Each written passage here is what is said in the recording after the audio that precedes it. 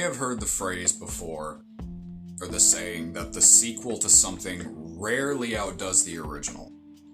Whether it be in a movie, whether it be in a game, maybe a YouTube series you like to watch, who knows. But the saying is that the sequel rarely outdoes the original. And in most cases, that's true.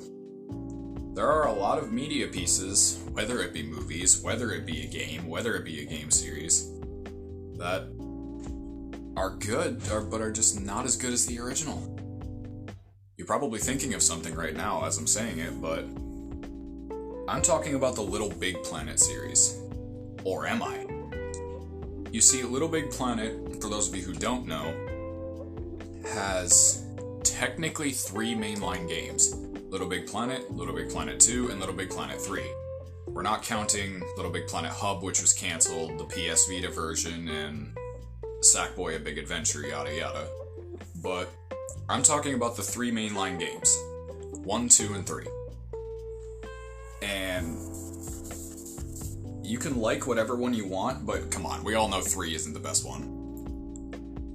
I'm gonna talk about 3 first, before I say whether I think the first or second LittleBigPlanet is better. But I'm not saying 3 doesn't have its qualities, of course not. It had an interesting and heartwarming story, but it felt way too short for my liking. I don't know if there was a reason behind that, but the story felt way too short. Especially compared to the first 2 games. But anyway, LittleBigPlanet's 1 and 2 actually have a proper length story. But LittleBigPlanet 2 has the Negativatron, which is always a massive up. LittleBigPlanet 2 has more gadgets, but LittleBigPlanet 1 has a better atmosphere and a better resolution, I guess? Because LittleBigPlanet 2 kind of just boiled down to, oh, there's a big bad villain, we have to stop him. And LittleBigPlanet 1 was actually going, yes, it was kind of the same thing, but it was also about teaching him that you just have to go and make friends if you want friends. Because there's a scene where he's like, I'm sorry, I just don't have any friends, and then the king and the queen pop up and they're like, all the LittleBigPlanet world can be your friends, you just have to be a part of it. And I guess it has a better ending message than LittleBigPlanet 2. Also, I feel like while the characters in LittleBigPlanet 2 were great, I feel like the ones in the first game are more memorable. Especially, what is it? The mine characters, Sheriff Zapata, whatever his name is, and my brain is broken, I can't remember. It's been a while since I played the first LittleBigPlanet. But I will say I think the story of LittleBigPlanet 2 is probably more fledged out than the first one. So you ready to hear me opening a cherry 7-Up, because I haven't drinking anything yet today? Well, that's the good stuff. But it's similar to Infamous 1 and 2, where the story of Infamous 2 was probably more fledged out and actually proper made. But, I don't know, something about the first one is just so much more appealing. It's got the dark but not too broody atmosphere. It's got, the darker overtone. It's got the more serious feel. Plus, I think the enemies in Infamous 1 are more memorable. Don't get me wrong, I like the Militia in 2, but the Reapers are just, But anyway, we're getting off track. I feel like, same with LittleBigPlanet 1, the characters and enemies are more memorable and they're more likable. Like, the King and Queen in the Gardens, Zola in the Savannah, Don Lu and whatever the lady's name was in the wedding, yada yada. And plus, I think the Collector is a more interesting boss. Negativatron, I feel like, is a better boss overall, because it has the 3 stages and they all have different mechanics, so you have to give the points to the Negativatron for boss battle, but the Collector, through the entire game, was rounding up all of them, and after you free them, it's the final showdown, and it builds tension, because you're on that little, cart thing that just calmly brings you in. And then you fight the spiky shooter thing, and he's like, that's just the beginning, and then brings out the giant puncher bot. It maybe is a little shorter than I would have liked, but it still is interesting, whereas the Negativitron throughout the entire game was just, "Brah, I'm big and scary," and just destroys everything. Sounds like he's throwing a massive temper tantrum. I also know it's supposed to be an innuendo for something, because it's not a sexual innuendo, but it's an innuendo for the mom coming in with the vacuum and destroying everything. Like, I get that analogy's there, but still, I feel like they could have brought up a little better. They could have brought it a little more justice. Like, maybe instead of just having the vacuum suck everything up, there could be times where the Negativitron randomly shuts down, and they're like, "By golly, he stopped. What's happened?" And then it's like referencing how when you're done with the vacuum, you lay it down, or if you need to stop for something, you lay the vacuum down. And he just starts back up again and destroys everything again. And if you're gonna make the reference, I feel like you should commit to it more. And I do like the idea at the end where he's going off about how all your insecurities created me and yada yada. And it's like, if you destroy me, you destroy yourselves. But then he immediately forgets that and dies. So it kind of went nowhere. Plus the soundtrack is absolutely amazing, so there's that.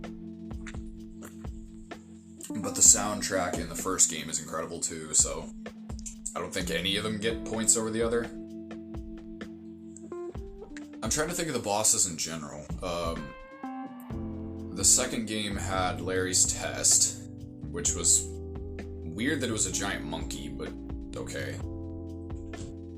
The second one was Kling Klong. That was cool enough, I guess. I like the boss. It was just a bit basic. The third one was the chase-style boss with the chicken. I don't have any thoughts one way or the other about that. The fourth one was the spaceship fight, which I actually thought was pretty cool, but it could have been a little more epic. Like, it felt really underwhelming. Like, it felt like they were trying to make it as cool as possible, and I do like the fight. But it just feels... Yeah, you can hear a microwave in the background, but yeah, it just feels a little bit underwhelming as opposed to what it was trying to be. The fifth one was Invasion of the Body Snatchers. Basically. That one I honestly think is a bit boring. Like, all it does is just move around and get angry and move towards you. Like, maybe it could have shot itself up and then, like, regrouped in a pattern that made you avoid it. And I feel like the boss could have had more in depth. I feel like out of all the bosses in the second LittleBigPlanet, the invasion one is easily the most boring. And possibly the worst overall. Yeah, but then it was the Negativitron, who I still think is the best boss in the second game. And granted, having the final boss be great is of course good, but it feels a little weird to have the final boss be the best one. Even though I guess that's what you strive to be. I don't know. The first one it didn't have a boss in the first world, I don't think. Yeah, it did. And then the second one, I don't even know how many bosses, quote unquote, there were in the first one. I know there was the Collector, of course. Yeah, I might have to look it up. I'm racking my brain. I can't. Yeah, I think the very first boss is the Skulldozer. Which I think is more memorable than the chicken, to be entirely honest. Like, no offense to the chicken, I just definitely feel like I remember the Skulldozer better. There was the Skulldozer, then it was the, it was the guy from the mines, like, Sheriff Zapata, whatever his name was. Yeah, where you have to throw the bombs back at him. That boss was alright, albeit a bit basic, but then again, I think the first game came out in 2009, so I'm not really going to give it too much crap. Then the next one after that was the fight between the henchman and the one guy where you have to bounce it back at him. That was cool enough. Albeit a bit stupid at times, because it doesn't bounce right where you want it to.